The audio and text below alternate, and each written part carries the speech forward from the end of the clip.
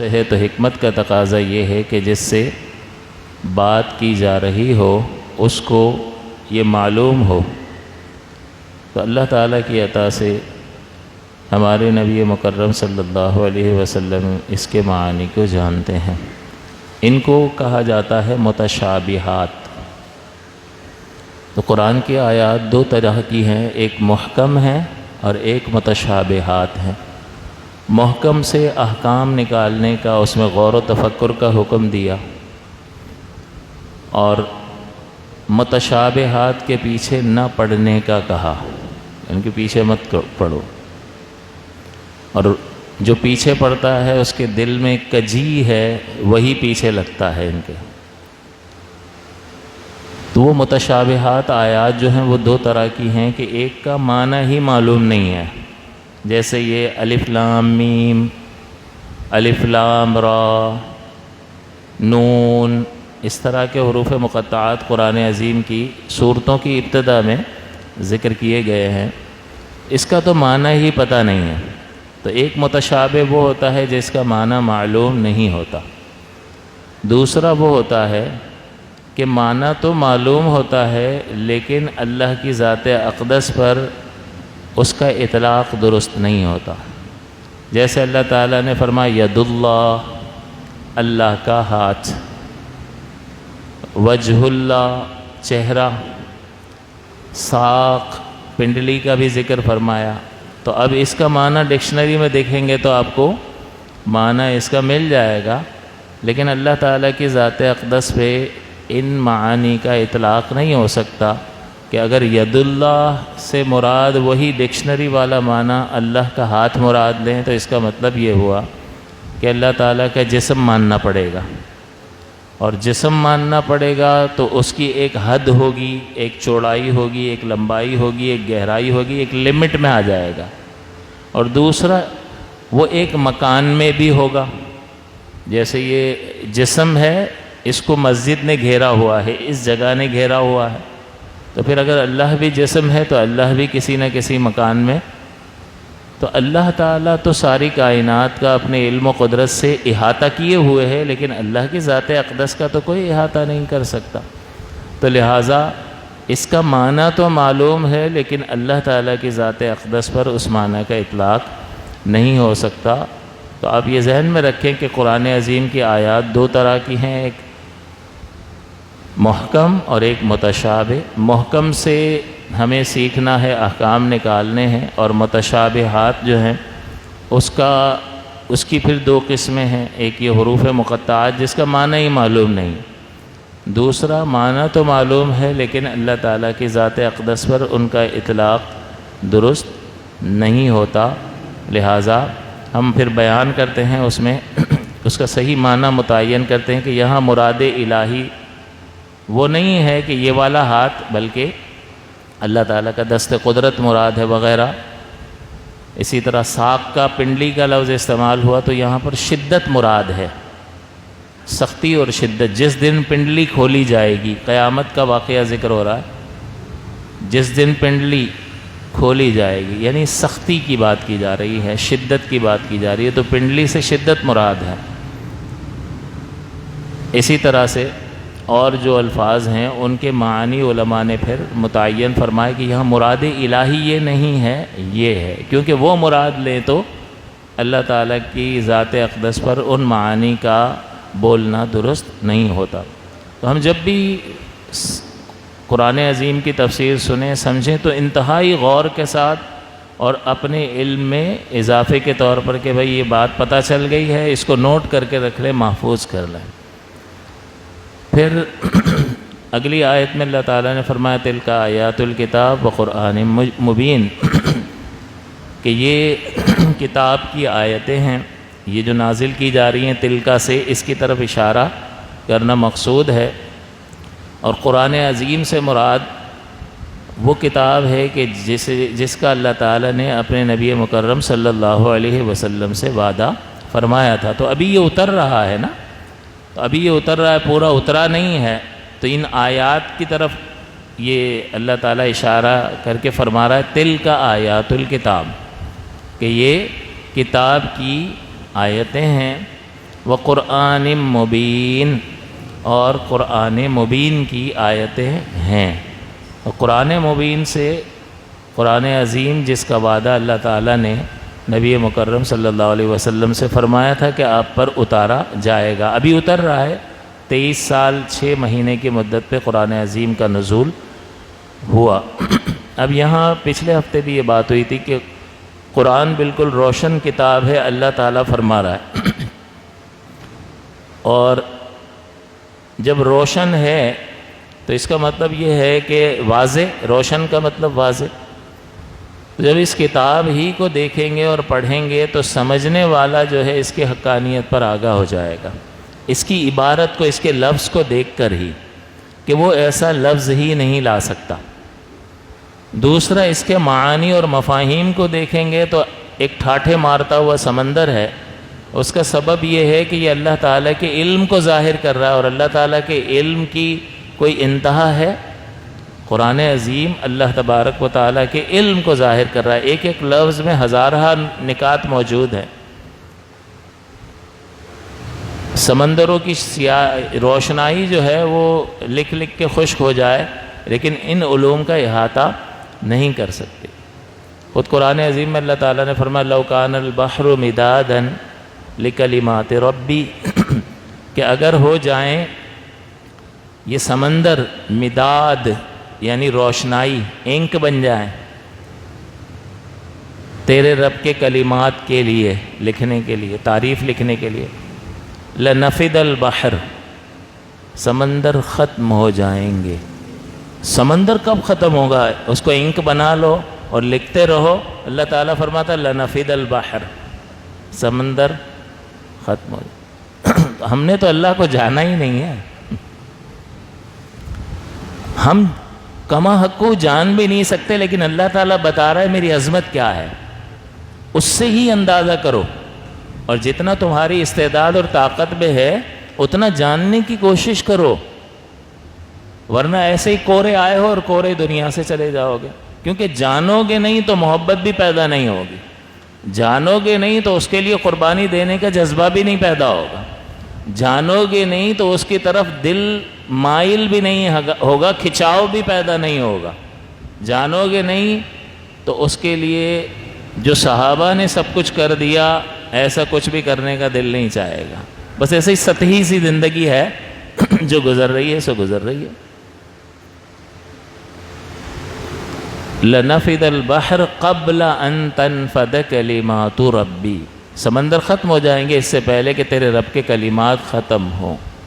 ولو جئنا بمثلہ مددا، اگرچہ یہ اور سمندر لے آئیں اپنی مدد کو، ایک تو ختم ہو جائے اور بھی لے آئیں تو یہ سمندر ہی ختم ہوں گے، تیرے رب کی تعریف، اس کی حمد ختم ہونے والی نہیں ہے۔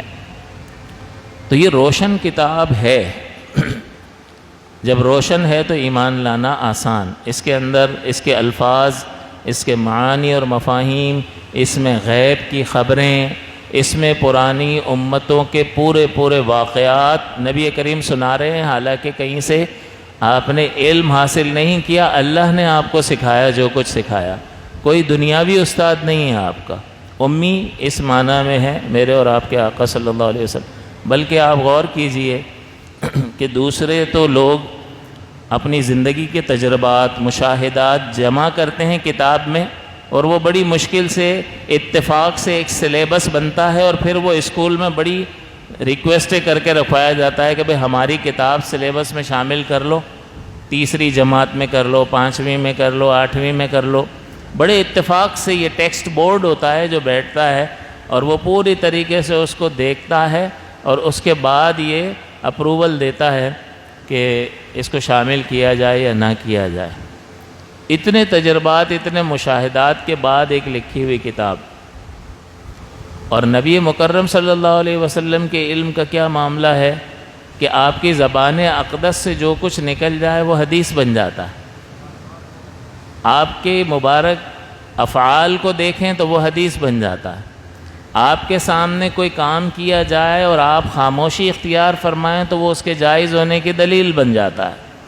اور نبی کریم صلی اللہ علیہ وسلم کی جو صفات ہیں کہ آپ کا چہرہ مبارک ایسا تھا، آپ کے بال مبارک ایسے تھے، آپ کا لباس مبارک ایسا تھا، یہ آپ کی صفات کا ذکر بھی حدیث بن جاتا ہے۔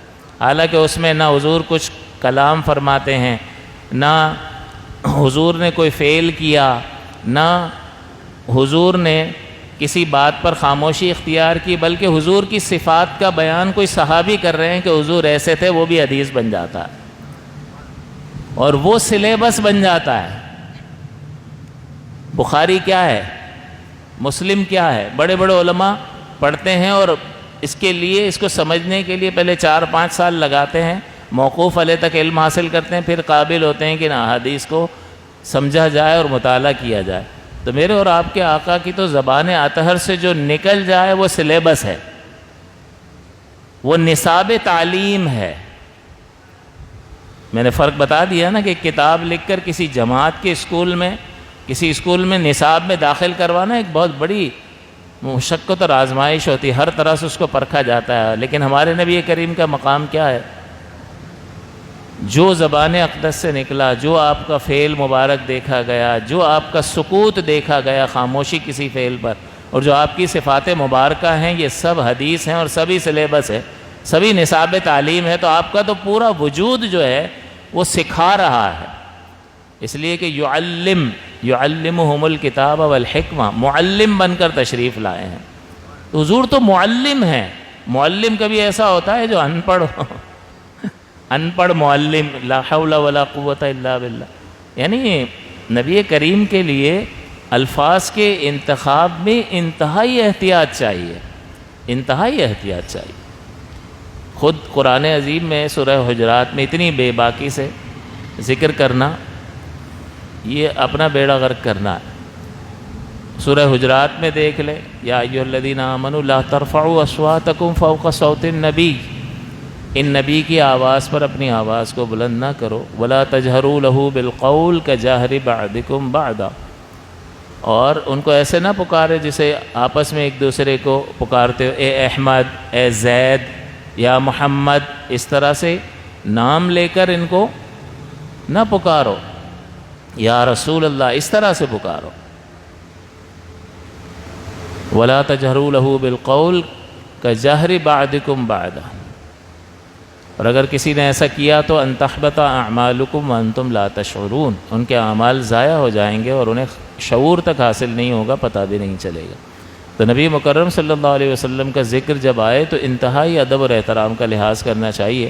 اور بزرگان دین کی کتابیں پڑھ کر دیکھ لیں تو حضرت امام احمد بن حنبل غالباً آپ کے بارے میں ملتا ہے کہ جب حضور کا ذکر آتا تو چہرہ زرد پڑ جاتا اور جھک جاتے، اور سننے والے کہتے ہیں کہ ہم پر آپ کی حالت بہت شاق گزرتی کہ حضرت یہ کیوں ایسا کر رہے ہیں، لیکن وہ ادب و احترام جو آپ کے دل میں نبی اکرم صلی اللہ علیہ وسلم کے لیے تھا، وہ اس کا اظہار ہو رہا تھا۔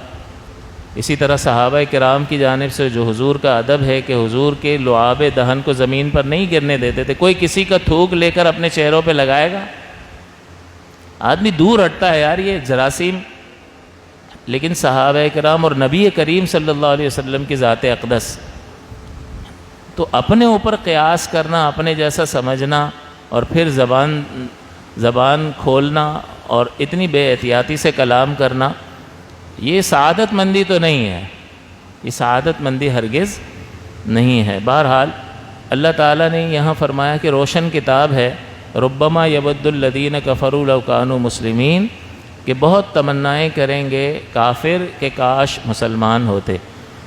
اب دیکھیں کفار کے لیے فرمایا یا سب کے لیے فرمایا نا، قرآن تو یہ آیت پورا کا پورا قرآن مسلمانوں کے لیے بھی ہے اور دیگر لوگوں کے لیے بھی ہے۔ تو فرمایا روشن کتاب ہے۔ آپ میں اور ہم میں سے کتنے جانتے ہیں روشن کتاب ہے؟ روشن کتاب کا مطلب کیا ہے؟ روشن کتاب ہونا کب پتہ چلے گا؟ جب اس کے اندر آدمی کوشش کرے گا، سیکھے گا، سمجھنے کی کوشش کرے گا، تفاسیر کا مطالعہ کرے گا، علماء سے اس کو سمجھے گا۔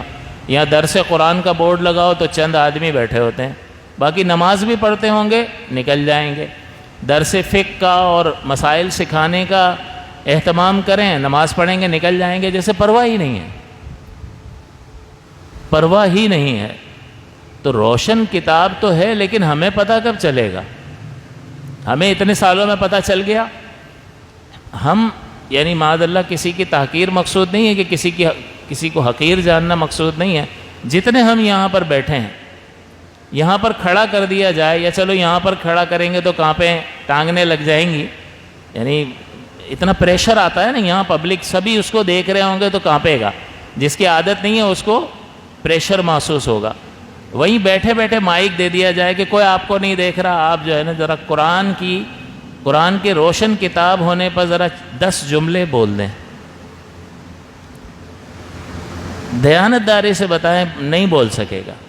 بول سکے گا؟ بہت عظیم کتاب ہے، زیادہ سے زیادہ کیا بولے گا؟ اس کا ثانی کوئی نہیں لا سکا، بس یہیں رک جائے گا۔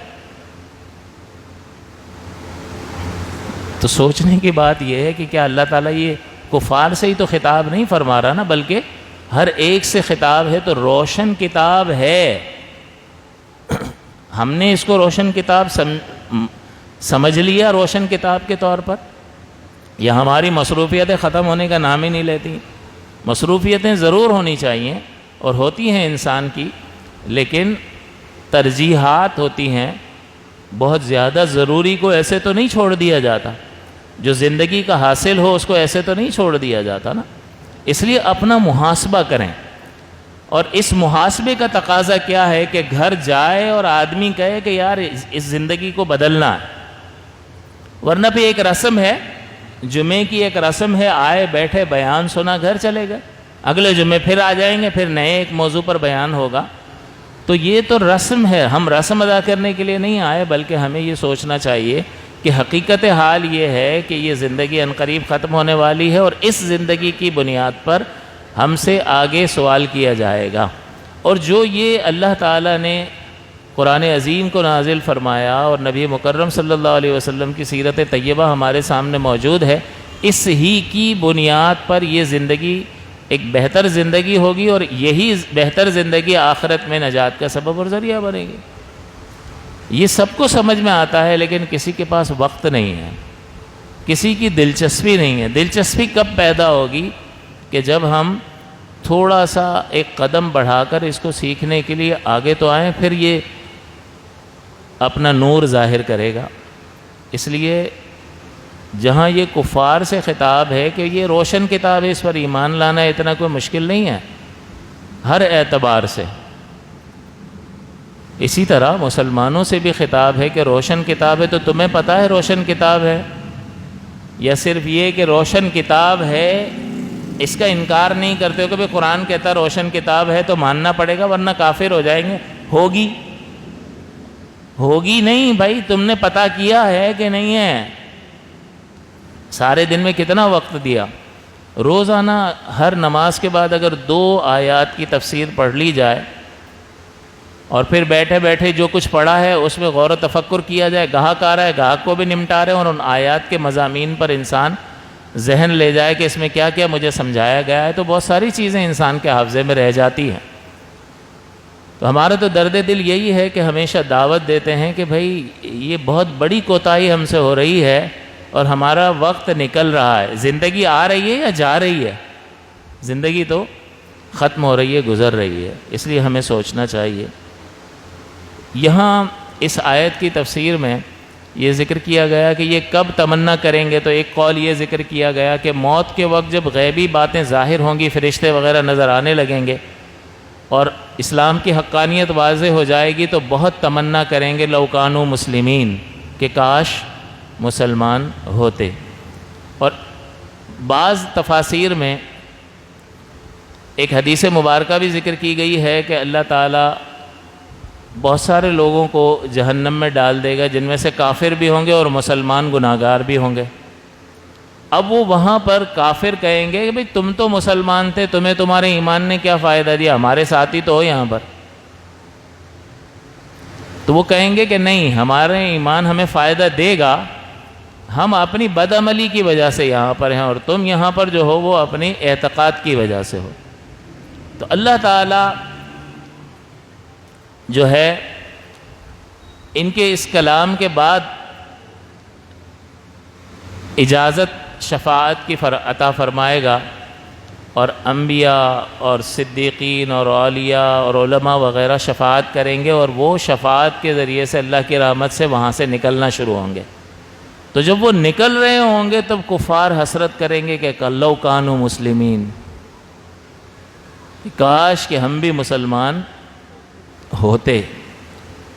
اللہ تعالیٰ فرما رہا ہے۔ تو اس سے آپ یہ اسلام کی نعمت کا اندازہ بھی لگائیں۔ پچھلے ہفتے بھی ذکر کیا تھا کہ اللہ تعالیٰ نے مسلمان پیدا کیا، یہ اس کا بہت بڑا احسان ہے، ورنہ مسلمان پیدا ہوتا ہے تو آج مسلمان بھی جو ہے نا 2 اور 2 4 کے چکر میں لگ جاتا ہے، دین کی کسی کو فکر نہیں ہے، ایک مسئلہ اس کو صحیح طرح سے آتا نہیں ہے، دین کسی ترجیحی فہرست میں شامل نہیں ہے، وہ بھی نوٹوں کے پیچھے بھاگ رہا ہے۔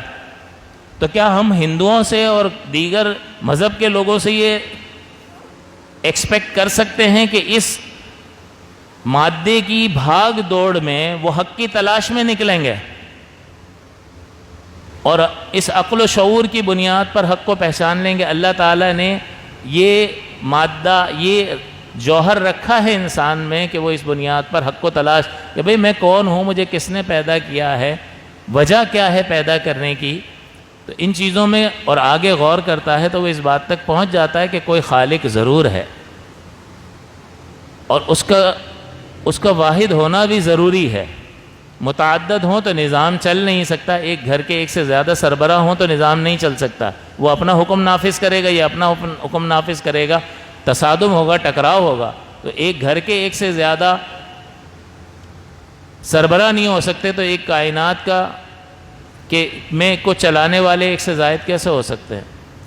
لیکن آپ غور کیجئے کہ اس مادہ پرستی کے دور میں کہ انسان ہر وقت جو ہے وہ اب 2 اور 2 4 کے چکر میں پڑا ہوا ہے، مسلمان ہونے کے باوجود اپنے دین کو سیکھنے کے لیے تیار نہیں ہے، تو کافر کہاں حق کی تلاش میں نکلے گا؟ وہ مکلف ہے، اس سے پوچھا جائے گا۔ تو اسی دوڑ میں، اسی ترقی کی دوڑ میں، جس کو یہ انسان ترقی کہتا ہے، اس کی زندگی ختم ہو جاتی ہے اور وہ دنیا سے چلا جاتا ہے۔ تو اب اس تناظر میں غور کریں کہ اللہ تعالیٰ نے کتنا بڑا سنگ میل ہمارا طے کروا دیا اور ایک مسلمان کے گھر میں پیدا کر دیا۔ وہ تو حسرتیں کر رہے ہیں، ربما یود الذین کفروا لو کانوا مسلمین، بہت آرزویں کریں گے کافر کہ کاش مسلمان ہوتے۔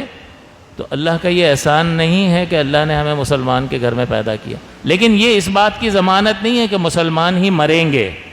دولت دی ہے لیکن حفاظت خود کرنی ہوگی، اور یہ حفاظت علم کے بغیر نہیں ہو سکتی ہے۔ یہ آپ کو پہلے بھی کئی بار ایک آیت مبارکہ بارہا سناتا ہوں، اور چیزوں کی تکرار اس لیے کرتا ہوں کہ بار بار سننے سے باتیں ذہن میں بیٹھ جاتی ہیں کہ اللہ تعالیٰ نے فرمایا ایمان والو اللہ سے ایسے ڈرو جیسے اس سے ڈرنے کا حق ہے، اور ہرگز نہ مرنا مگر مسلمان، ہرگز نہ مرنا مگر مسلمان۔ یا ایھا الذین آمنوا فرمایا، پھر کیوں فرمایا؟ میں مسلمان ہوں، مسلمان مروں گا؟ نہیں۔ آپ نے دیکھا ہے نا، مشاہدہ ہے نا کہ ایسے لوگ بھی بدبخت گزرے کہ اسلام کی دولت ملی اور پھر یہ اس دنیا سے گئے تو کافر تھے، مرتد ہو گئے، چھوڑ دیا اسلام۔ تو یہ گارنٹی نہیں ہے کہ مسلمان مرو گے، یہ تمہیں دولت دے دی ہے اللہ نے اپنے فضل سے، یو ہیو ٹو پروٹیکٹ دس، آپ کو حفاظت کرنی ہے، اور حفاظت کیسے ہوگی؟ علم کے بغیر نہیں ہوگی، علم کے بغیر نہیں ہوگی۔ اگر کوئی شخص آپ سے پوچھے کہ کیا اللہ اتنا بڑا پتھر بنا سکتا ہے کہ وہ خود نہ اٹھا سکے، تو آپ کہو گے نہیں۔ آپ نہیں کہو گے تو آپ کہو گے کہ اللہ تعالیٰ قادر نہیں ہے، اس کا مطلب عاجز ہے، ہر چیز پر قادر نہیں ہے۔ تو جو شخص علم ہی حاصل نہیں کرے گا اور صفت قدرت کی تفصیل ہی نہیں سمجھے گا، وہ تو اس کا جواب نہیں دے سکتا۔ اگر کوئی شخص یہ اعتراض کرے کہ بھئی دیکھو اللہ کو سب کچھ پتہ ہے نا، فلاں چوری کرے گا، فلاں نماز پڑھے گا، فلاں جھوٹ بولے گا، حرام کمائے گا، فلاں نیک کام کرے گا، ہاں جی سب پتہ ہے۔ اللہ کے علم کے خلاف کچھ ہو سکتا ہے؟ نہیں، جو اس کو معلوم ہے ویسا ہی ہوگا۔ تو پھر مجھ سے سوال کیوں کیا جاتا ہے؟ میں تو مجبور ہوں۔ اس کا کیا جواب دے گا ایک مسلمان؟ اگر آپ ہی کے ذہن میں یہ سوالات پیدا ہو جائیں تو آپ اس کا علاج کیا کریں گے؟ Have you ever tried to resolve this issue? کبھی کوشش کی ہے کہ ان چیزوں کو حل کرنے کی؟ ہو کیئرس، کسے پرواہ ہے جی؟ کسے پرواہ ہے؟ اس کو سیکھنے میں کوئی نوٹ تھوڑی ملتے ہیں، دین سیکھنے میں کتنے پیسے ملتے ہیں؟ کچھ بھی نہیں، ہم کیوں سیکھیں؟ اللہ فرما رہا ہے کہ روشن کتاب ہے۔ کتنے لوگوں کو پتہ ہے روشن کتاب ہے جی؟ جیسا کہ میں نے عرض کیا کہ آپ کو مائک دے دیا جائے اور کہا جائے 10 جملے قرآن کے بارے میں بول کر دکھائیں، 2 جملے سے زیادہ نہیں بول سکیں گے۔ یہ ہمارا مسلمان ہونا ہے؟ ہم نے بہت ناانصافی کی ہے، اور ہم چودھری، ہم سے بڑا نیک بھی کوئی نہیں ہے۔ نیک یہ نہیں ہے کہ داڑھی رکھ لی اور ٹوپی پہن لی تو یہ دیندار بن گیا، یہ نہیں ہے۔ ادخلوا فی السلم کافہ، اسلام میں پورے داخل ہو جاؤ، اور پورا داخل ہونا بغیر علم کے نہیں ہوتا ہے۔ لہٰذا علم کی اہمیت سے انکار کیا ہی نہیں جا سکتا۔ علم وہ ہے جو کتے کو بھی اہم بنا دیتا ہے، ممتاز کر دیتا ہے دوسرے کتوں سے۔ مفسرین نے لکھا کہ جو شکار کرنے کے لیے ہم کتا چھوڑتے ہیں، سکھایا وہ کتا بسم اللہ پڑھ کر، سدھایا وہ کتا، وہ شکار پکڑ کر مار ڈالے اور اپنے لیے اس میں سے کچھ نہ کھائے، اور اس کے ساتھ کوئی اور جانور جو بغیر سکھایا ہو نہ ملا ہو، اسی نے شکار کیا ہو، تو اس کا کھانا حلال ہے اگرچہ مر جائے۔ وہ جانور مر گیا تب بھی کھانا حلال ہے، کیونکہ یہ معلم کتا ہے، سکھایا ہوا۔ اس کے برعکس اگر کوئی اور کتا شکار کرے جو سکھایا ہوا نہیں ہے تو اس کا کھانا حرام ہے۔ تو سکھایا ہوا کتا اور بغیر سکھایا ہوا کتے میں فرق ہو گیا علم کی وجہ سے۔ تو علم ہمارے اندر کوئی تبدیلی پیدا، علم ہی شعور بیدار کرے گا، علم ہی سوچ اور فکر کے دروازے کو کھولے گا، اور علم ہی آپ کو آپ کی منزل پر پہنچائے گا۔ لمحہ فکریہ ہے، ہمارے ذمے فقط پہنچا دینا ہے۔ اگر کوئی پرواہ کرتا ہے کرے، نہیں کرتا ہے تو وہ اپنا جواب خود دے گا۔ سورہ جمعہ کی ابتدا میں بھی اللہ نے اپنی عظمت کا بیان فرمایا، پھر حضور کی بعثت کا ذکر فرمایا، پھر ہماری حالت کا ذکر فرمایا کہ اس سے پہلے تمہاری زندگی حیوانی زندگی تھی۔ تو اللہ نے تو اپنی عظمت کا ذکر کر دیا کہ زمین و آسمان کی ہر چیز اس کی حمد کر رہی ہے۔ تم نہیں مانو گے تو تمہارے نہ ماننے سے کوئی اللہ کی عظمت میں معاذ اللہ کوئی کمی واقع ہوگی؟ کچھ بھی نہیں، اپنا بیڑا غرق کرو گے۔ تو اگر کوئی شخص اتنا بے باک ہے کہ سنتا ہے اور سننے کے باوجود اس ہدایت کو قبول نہیں کرتا ہے، تو پھر وہ اپنی عقل ہی پر ماتم کرے۔ پھر اس کو کیا سنائیں؟ قرآن اس کو سنا دیا، حدیث اس کو سنا دی، حضور کی سیرت طیبہ اس کو سنا دی، اب اور کیا رہتا ہے؟ اس کا مطلب نفس نے چاروں طرف سے گھیر رکھا ہے، اطراف کے ماحول نے چاروں طرف سے گھیر رکھا ہے، اور ایسا جکڑا گیا ہے کہ اس سے نکلنے کے لیے تیار ہی نہیں ہے۔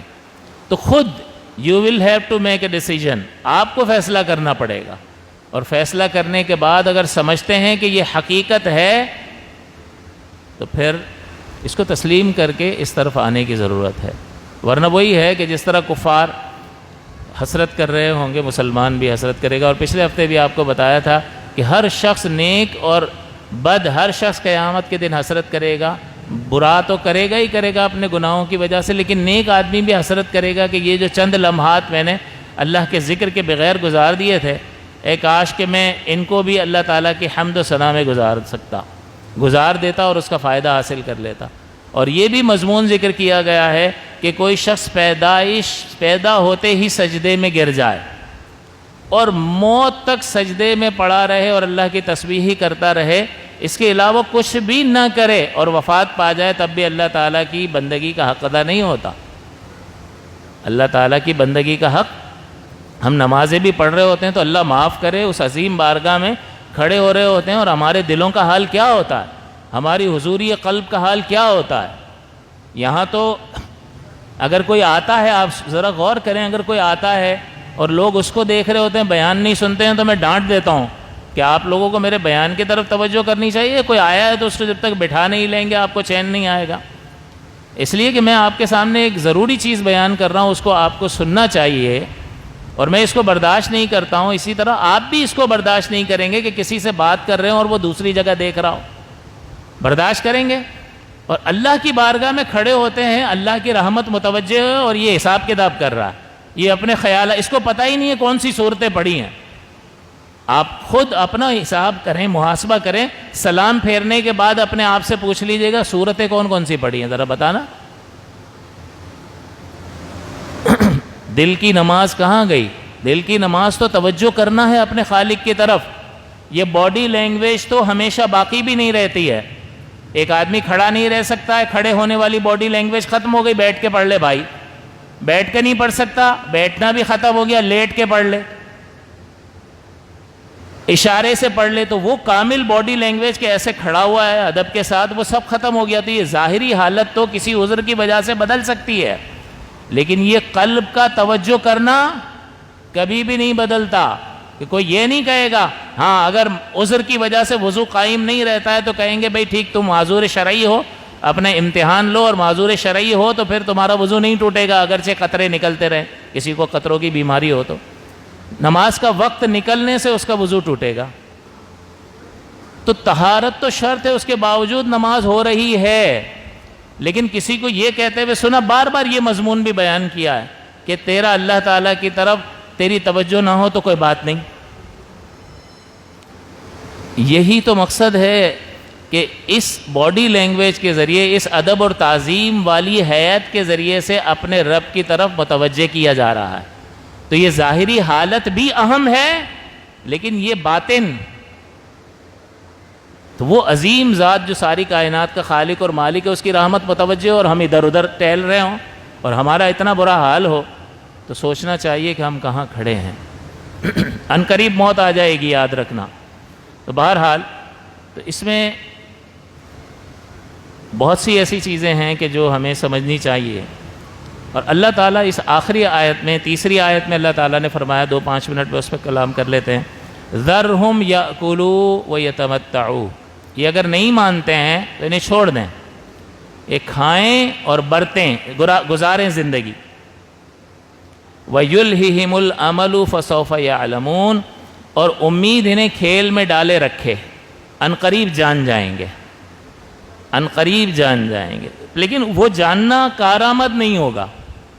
مرتے وقت فرشتے دیکھ کر اسلام کی حقانیت واضح ہو جائے تو پھر کیا ہوا؟ پھر تو فرعون کو بھی پتہ چل گیا تھا اور وہ ماننے لگ گیا، لیکن اللہ نے کیا فرمایا؟ آلان وقد عصیت من قبل، اب مان رہا ہے حالانکہ اس سے پہلے تو نے نافرمانی کی تھی۔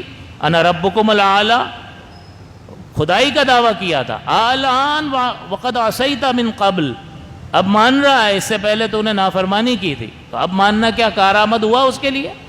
وہ سب اس نے حقانیت دیکھ لی اور اب مان رہا ہے، تو اب تو اس کو کوئی فائدہ، حالانکہ جتنے موسیٰ علیہ السلام نے معجزات ان کو دکھائے ہیں بہت زیادہ ہیں، لیکن ان روشن نشانیوں کے باوجود اس نے دین کو قبول نہیں کیا۔ تو اس لیے ہمیں سوچنا چاہیے کہ اللہ تعالیٰ فرما رہا ہے کھانے پینے دو، گزارنے دو، چھوڑ دو ان کو، ان قریب